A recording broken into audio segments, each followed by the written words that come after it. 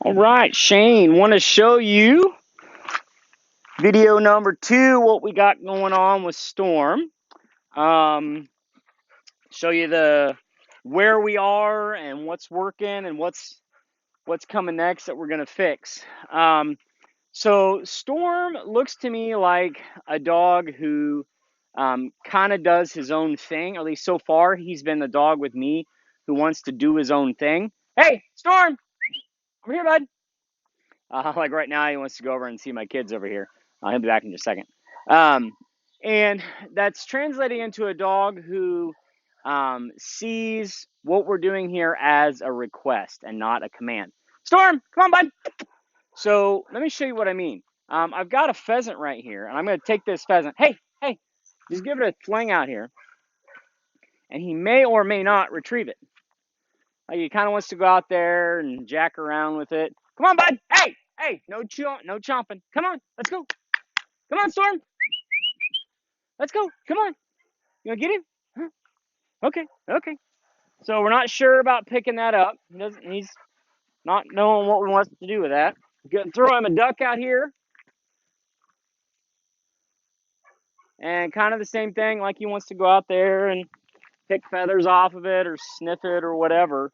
Storm doesn't understand that what I need him to do is not a request.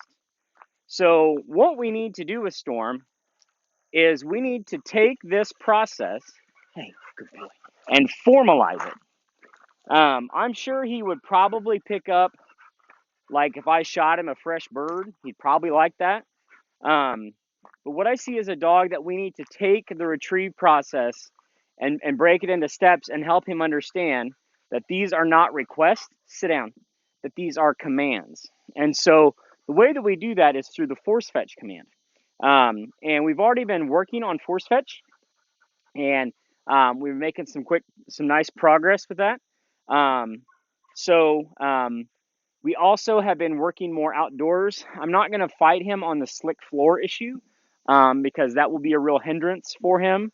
So we're going to work outdoors while kind of right here. It's at the end of the light for the evening.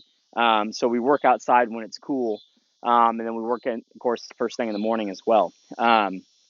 So Storm looks to me like a dog who's happy, who's well adjusted, but he needs to understand that we're not gonna ask him to do things anymore.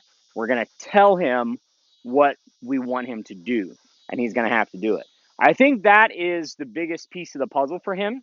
And so we're gonna do that by teaching him how to respond to pressure. All right. So what I mean by that is we're gonna be taking an object.